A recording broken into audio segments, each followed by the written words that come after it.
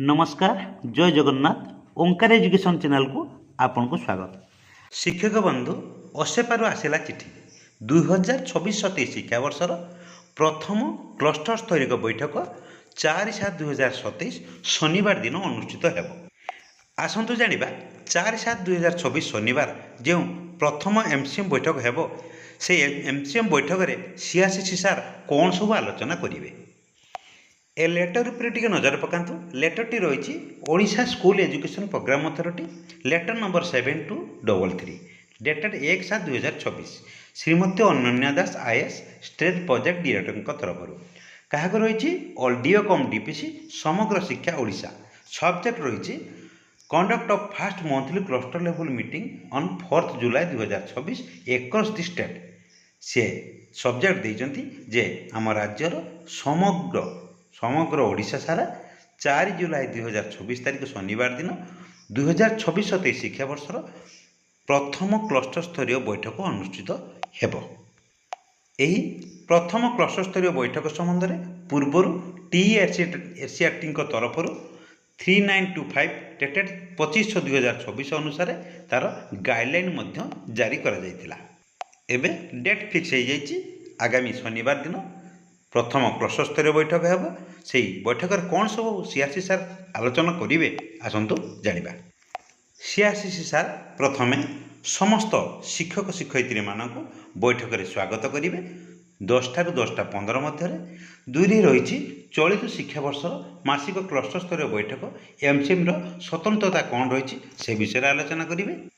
वार्षिक कार्य योजना आमर एकाडेमिक कैलेंडर अनुसार कौन रही ए वर्षर विद्यालय समय निर्घंट जो चिठी आसाला कौ समय कौ पाठ पढ़ा केतेबेले कौ पाठ पढ़ा नुआ पाठ्यपुस्तक भिन्न विषय गुड़िक कौ दिन पढ़ा केते सप्ताह को केते घंटा पाठ पढ़ा मासिक केते दिन आमर पाठ पढ़ा शिक्षण फलाफल पुस्तिका कौन किपरि पूरण करा शैक्षिक कैलेंडर प्रथम द्वितीय शिशु बाटिकार टीचर माने किपरि आमर मल्टी क्लास नेबे से संबंध में आलोचना करेंगे।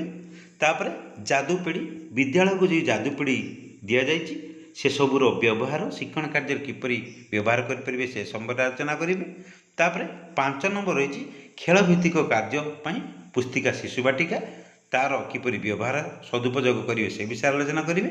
परवर्ती अच्छी प्रारंभिक स्तर पर आकलन रूपरेख शिशु बाटिकार अष्टम श्रेणी पर्यंत 2026-27 कौन रही से विषय आलोचना करेंगे।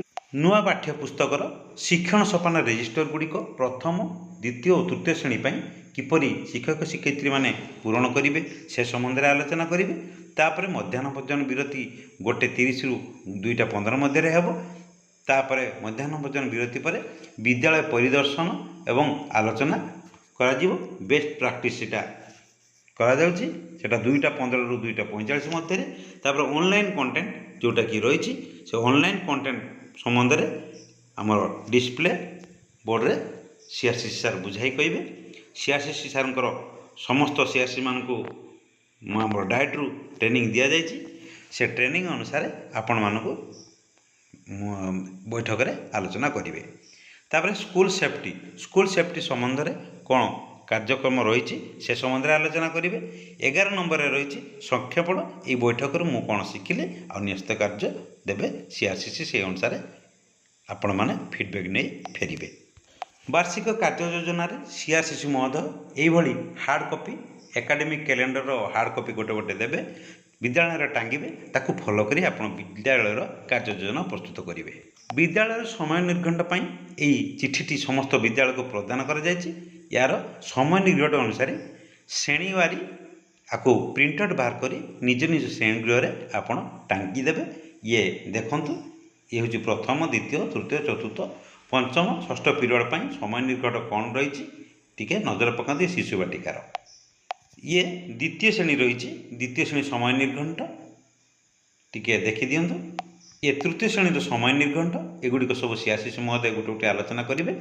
शिक्षक शिक्षयित्री मानक कहे निज श्रेणी गृह टांगी देवे से पीरियड अनुसार शिक्षादान जारी करेंगे। ये षष्ठ श्रेणीर समय निर्घंट तापर शैक्षिक कैलेंडर देती गोटे लिंक दि जाए से लिंक खोलिने ଶିଶୁ ବାଟିକା ପ୍ରଥମ ଦ୍ୱିତୀୟ ଶ୍ରେଣୀର ଶୈକ୍ଷିକ କ୍ୟାଲେଣ୍ଡର ସବୁ ପାଇଯିବେ। ପରବର୍ତ୍ତୀ ରହିଛି ଆସ ଯାଦୁପେଡ଼ି ବିଷୟରେ ଜାଣିବା। ସେ ବିଷୟରେ ବିଦ୍ୟାଳୟକୁ ମିଳିଥିବା ଚଳିତ ବର୍ଷର ଯାଦୁପେଡ଼ି, ସେ ଯାଦୁପେଡ଼ିକୁ ଦେଖିବେ। ଯାଦୁପେଡ଼ିରେ କ'ଣ ସବୁ ସରଞ୍ଜାମ ଅଛି, ତାକୁ କିପରି ବ୍ୟବହାର କରାଯାଇପାରିବ ଶ୍ରେଣୀ କାର୍ଯ୍ୟ ପରିଚାଳନାରେ, ତାକୁ ବୁଝାଇ କହିବେ। ପରବର୍ତ୍ତୀ ରହିଛି ପ୍ରସ୍ତୁତି ସ୍ତର ନିମନ୍ତେ ନମ୍ବର ଆବଣ୍ଟନ। ଏପ୍ରିଲରୁ ସେପ୍ଟେମ୍ବର ପ୍ରଥମ ପର୍ଯ୍ୟାୟ, ଅକ୍ଟୋବରରୁ ମାର୍ଚ୍ଚ ଦ୍ୱିତୀୟ ପର୍ଯ୍ୟାୟ। ଏଥିରେ ଗଠନମୂଳକରେ କେତେ ନମ୍ବର, ଶିକ୍ଷକଙ୍କ ପର୍ଯ୍ୟବେକ୍ଷଣ ପାଇଁ କେତେ ନମ୍ବର, ସମାପ୍ତି ସୂଚକ 1ରେ କେତେ ନମ୍ବର, ମୋଟ କେତେ ନମ୍ବରରେ ସବୁ ସେମାନଙ୍କୁ ଆକଳନ କରାଯାଇଯିବ, ସେ ସମ୍ବନ୍ଧରେ ସିଆର୍ସି ମହୋଦୟ ଭଲ ଭାବରେ ଆପଣମାନଙ୍କୁ ବୈଠକରେ ବୁଝାଇ ଦେବେ। ମଧ୍ୟମ ସ୍ତର ନିମନ୍ତେ ଗଠନମୂଳକ ଆକଳନ ପାଇଁ କେତେ ମାର୍କର ଆମର ପରୀକ୍ଷା କରାଯିବ, ଶିକ୍ଷକଙ୍କ ପର୍ଯ୍ୟବେକ୍ଷଣ ପାଇଁ କେତେ ମାର୍କ ରହିବ, ସବୁ ସୂଚନା ଆପଣମାନଙ୍କୁ ବୈଠକରେ ବୁଝାଇ ଦେବେ। ନୂଆ ପାଠ୍ୟପୁସ୍ତକ ପାଇଁ ଶିକ୍ଷଣ ସୋପାନ ଯେଉଁ ରେଜିଷ୍ଟର ଆସିଛି ପ୍ରଥମ ଶ୍ରେଣୀ, ଦ୍ୱିତୀୟ ଶ୍ରେଣୀ ଆଉ ତୃତୀୟ ଶ୍ରେଣୀ ପାଇଁ, ସେଗୁଡ଼ିକ କିପରି ପୂରଣ କରିବେ ତା ସମ୍ବନ୍ଧରେ ବୁଝାଇ କହିବେ। ଚଳିତ ଜୁଲାଇ ମାସ ପାଖରୁ ଏହି ଶିକ୍ଷଣ ସୋପାନ ରେଜିଷ୍ଟରଟି ପୂରଣ କରାଯିବ। ଭଲ ଭାବରେ ବୈଠକରେ ବୁଝି ନେବେ ଶିକ୍ଷଣ ସୋପାନ ରେଜିଷ୍ଟର କିପରି ପୂରଣ କରାଯିବ, ଶିକ୍ଷାର୍ଥୀମାନଙ୍କର ରୋଲ୍ ନମ୍ବର କେଉଁଠି ଲେଖାଯିବ, ତାଙ୍କର ସିମ୍ବଲ ଗୁଡ଼ିକ କିପରି ଦିଆଯିବ, ଆଉ ଶିକ୍ଷାର୍ଥୀମାନଙ୍କର ସଂକଳନ ପର୍ଦ୍ଦରେ କ'ଣ ଲେଖାଯିବ, ଆଗାମୀ କାର୍ଯ୍ୟ ଯୋଜନା ଚାପ୍ଟରରେ କ'ଣ ସବୁ ପୂରଣ କରାଯିବ, ସେ ସମ୍ବନ୍ଧରେ ସବୁ ବୁଝାଇ କହିବେ। ଏହି ପ୍ରଥମ MCM ବୈଠକରେ ସିଆର୍ସି ମହୋଦୟ ଆମର ନୂଆ ପାଠ୍ୟପୁସ୍ତକର ଯେଉଁ ସଂଶୋଧନ ପୁସ୍ତିକା ସେ ଗୋଟେ ଗୋଟେ ପ୍ରଦାନ ମଧ୍ୟ କରିବେ। ସେ ଅନୁସାରେ ବିଦ୍ୟାଳୟକୁ ମିଳିଥିବା ନୂଆ ପାଠ୍ୟପୁସ୍ତକ ବହିରେ ଥିବା ଭ୍ରମକୁ ସଂଶୋଧନ କରି ଶିକ୍ଷକ ଶିକ୍ଷୟିତ୍ରୀମାନେ ପାଠ ପଢ଼ାଇବେ। ଜୁଲାଇ ମାସରେ ସମସ୍ତ ବିଦ୍ୟାଳୟରେ ସ୍କୁଲ ସେଫ୍ଟି ଅବଜରଭେସନ୍ ହେବ। ସ୍ୱଚ୍ଛତା ପଖଡ଼ା ଯେଉଁକି ପ୍ରତିବର୍ଷ ପାଳନ ହୁଏ, ସେ ସମ୍ବନ୍ଧରେ ଏକ ସ୍ୱତନ୍ତ୍ର ଚିଠି ଜାରି ହେବ। ସେ ସମ୍ବନ୍ଧରେ ସମ୍ୟକ ଆଲୋଚନା କରିବେ। ନ୍ୟସ୍ତ କାର୍ଯ୍ୟ ଶୈକ୍ଷିକ ସମ୍ବଳ କାର୍ଯ୍ୟ ଯୋଡ଼ି ସେ ବିଷୟରେ ଆଲୋଚନା କରିବେ। ସର୍ବଶେଷରେ ଆପଣମାନେ ଏହି ବୈଠକରୁ କ'ଣ ଶିଖିଲେ ସେ ବିଷୟରେ ଆଲୋଚନା କରିବେ। ଆପଣମାନେ ନିଜର ଫିଡ଼ବ୍ୟାକ୍ ଦେବେ। ଆପଣଙ୍କ ବିଦ୍ୟାଳୟରେ କେଉଁ ସବୁ କାର୍ଯ୍ୟଗୁଡ଼ିକ ପ୍ରୟୋଗ କରିବେ ସେ ସମ୍ବନ୍ଧରେ ଖୋଲା ଆଲୋଚନା ହେବ। ସର୍ବଶେଷରେ ସିଆର୍ସି ମହୋଦୟ ସମସ୍ତଙ୍କୁ ଧନ୍ୟବାଦ ଦେଇ ବୈଠକ ସମାପ୍ତି ଘୋଷଣା କରିବେ। ଆଜିର ଭିଡ଼ିଓଟି ଆପଣମାନଙ୍କୁ ଇନଫର୍ମେଟିଭ୍ ଯଦି ମନେ ହେଉଥାଏ, ଓଙ୍କାର ଏଜୁକେସନ୍ ଆମ ସ୍କୁଲ କାର୍ଯ୍ୟକ୍ରମ ୟୁଟ୍ୟୁବ୍ ଚ୍ୟାନେଲକୁ ଲାଇକ୍ ସେୟାର କରିବା ସହିତ ସବସ୍କ୍ରାଇବ୍ କରିବାକୁ କେବେ ଭୁଲିବେନି। ଆଜି ପାଇଁ ରହୁଛି, ପୁଣି ଦେଖା ହେବ ନେକ୍ସଟ ଭିଡ଼ିଓରେ। ଧନ୍ୟବାଦ।